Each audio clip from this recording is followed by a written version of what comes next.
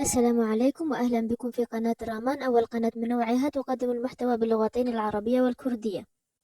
هذا هو الفيديو الأول الذي سوف نتحدث فيه عن العادات ضمن مجموعة فيديوهات. ولكي ندرك أهمية العادات وخطورتها في نفس الوقت، سوف أحدثكم اليوم عن قصتين تم ذكرهما في كتابين مختلفين، ألا وهما كتاب العادات الذرية وكتاب قوة العادات. طبعا القصتان حقيقيتان. الأولى هي لفريق سباق الدراجات البريطاني، حيث كان لبريطانيا العظمى تاريخ متواضع جدا في هذه الرياضة منذ عام 1908، أي منذ 100 عام قبل أن تحدث أي تغييرات في مجرى هذه الرياضة بالنسبة لهم. عندما أقول أن الفريق متواضع، أعني أنه متواضع لدرجة أنه خلال 100 عام لم يحوزوا إلا على ميدالية ذهبية واحدة في الأولمبياد. فتخيلوا الوضع كيف كان. ولم يفوزوا أبدا في سباق طواف فرنسا الذي يعد أكبر سباق للدراجات على مستوى العالم. كان مستواهم متدنيا وسيئا جدا، لدرجة أن إحدى شركات صناعة الدراجات الكبيرة رفضت أن تبيعهم دراجاتها لكي لا تتشوه سمعتهم عندما يرى الناس هؤلاء الدراجين المتواضعين يرتدون يقودون دراجاتهم. ظل الوضع هكذا إلى أن تم تغيير أو تعيين مدير أداء جديد للفريق، وهذا المدير كان مؤمنا باستراتيجية يسميها تراكم المكاسب الهامشية. ماذا تعني هذه الاستراتيجية؟ هي وبكل بساطة تعني أن تجزئ أي أمر تريد تحسينه إلى أجزاء صغيرة، وتقوم بتحسين كل جزء من هذه الأجزاء الصغيرة بنسبة 1% فقط. وبعدها عندما تقوم بتجميع كل هذه الأجزاء مع بعض، سوف تنتهج من النتائج التي ستحصل عليها جراء تغيير 1% من كل جزء صغير من المشكلة التي تواجهك.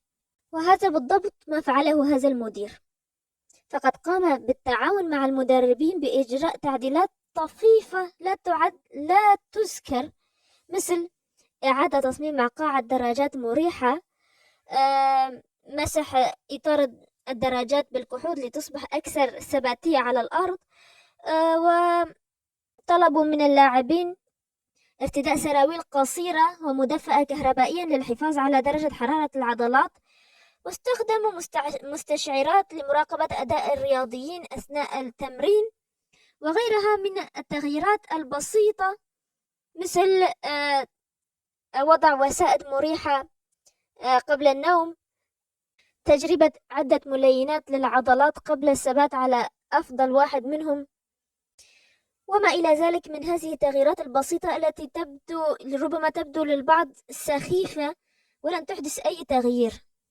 ولكن المفاجأة أن من نتيجة هذه التحسينات الصغيرة، وفي غضون 5 سنوات، هيمن فريق الدراجات البريطاني على مسابقات الدراجات المفتوحة.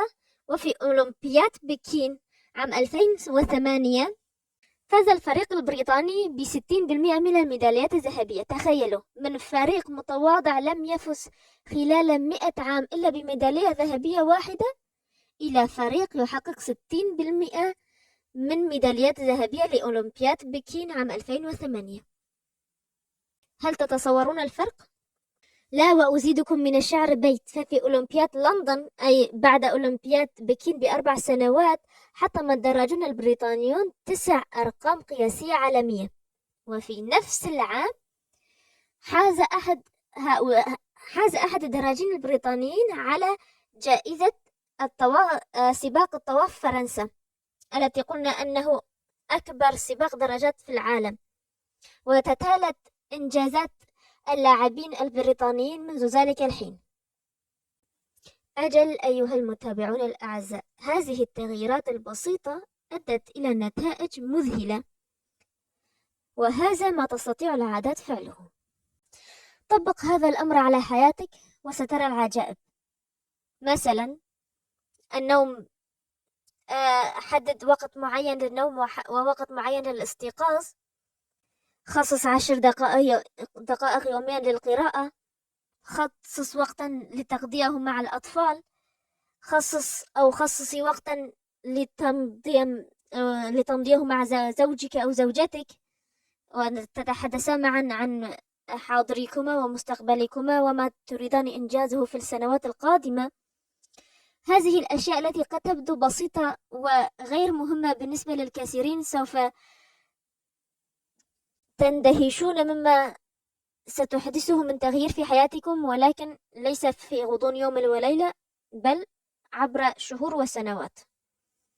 هذه هي معضلة التغيير، أنه لا يحدث بين يوم وليلة بل يحتاج إلى سنوات، ولذلك غالبية الناس لا ينجحون فيه. أقصد لا ينجحون في التغيير إلى الأفضل لأنهم ليس لديهم صبر ولا يستطيعون الاستمرارية بسبب ضعف الإرادة. والآن لنذهب إلى القصة الثانية التي تم ذكرها في كتاب قوة العادات. القصة تتحدث عن رجل مسن أصيب بفقدان ذاكرة جعله ينسى كل الأحداث التي حدثت من 30 سنة، أي أن قبل 30 من اليوم الذي هو فيه إلى 30 سنة إلى ما قبله ب30 سنة هو لا يذكر شيئا، ويذكر ما قبلها، أي يذكر أيام كان في العشرينات والثلاثينات، كان في 70 من عمره.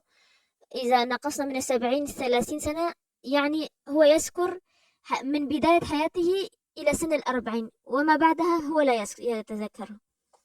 إلى الآن تبدو القصة عادية، رجل مسن أصيب بفقدان الذاكرة، ولكن الغير عادي هو أن أحد مراكز الأبحاث طلب من زوجته أن تحضره إليهم ليفحصوه ويسألوه بعض الأسئلة. وأثناء ما كان ينتظر كانت الممرضة تجلس وهي تضغط على لوحة المفاتيح أمام الكمبيوتر، فقال، أي أقصد الرجل المسن الذي كان اسمه على ما أظن إيوجين، يمكنكم العودة للكتاب للتحقق منه: هذا الشيء مذهل فعلا، كل هذه الدوائر والصمامات الثنائية والثلاثية.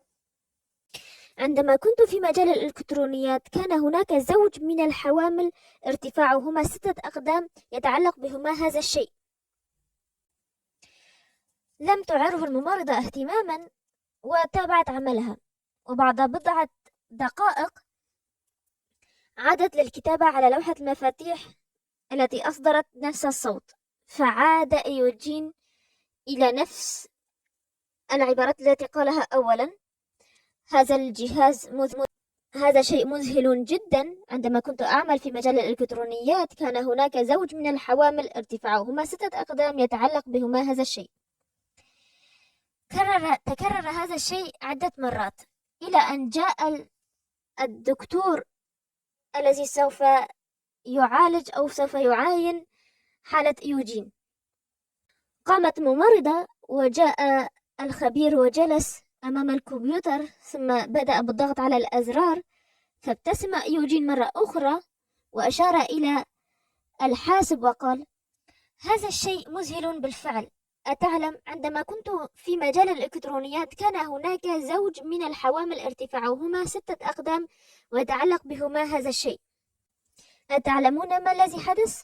ما الذي فعله هذا المريض الآن؟ لقد قام بتكوين عادة. أقصد ما هي العادة؟ عندما يسمع الضغط على لوحة المفاتيح يقوم بتكرار نفس الجملة. شخص مصاب بفقدان الذاكرة كون عادة جديدة. شخص لا يستطيع تذكر أي شيء بعد مرور دقيقة على حدوثه استطاع تكوين عادة جديدة. تتصورون مدى خطورة العادات؟ وهذه ليست العادة الوحيدة التي قام بتكوينها، بل أنه وعلى مدار حياته بعد فقدانه الذاكرة قام بتكوين عدة عادات، منها أنه يستيقظ في كل صباح ويقوم هو وزوجته بالمشي حول المنطقة ثم يعودون أدراجهم إلى المنزل.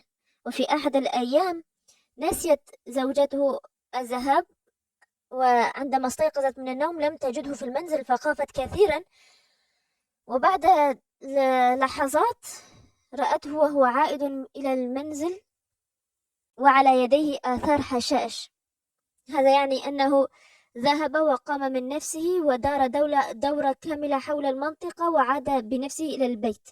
شخص مصاب بفقدان الذاكرة لا يستطيع تذكر شيء بعد مرور دقيقة يستطيع تكوين عادة المشي حول المنطقة التي هو يسكن فيها والعودة بنفسه إلى المنزل. ربما تريدون السؤال الآن: كيف نكون عادة أو كيف نتخلص من عادة سيئة موجودة لدينا؟ جواب هذين السؤالين سنتعرف عليه في الفيديو المقبل. وإذا كان لديكم أي سؤال أو استفسار يمكنكم تركه في التعليقات أو في إنستغرام رامان. هذا كل ما لدي اليوم، ولا تنسوا ابغوا الخير للغير لأن ما يصيبهم من خير لا ينقص من رزقكم شيئا. والسلام.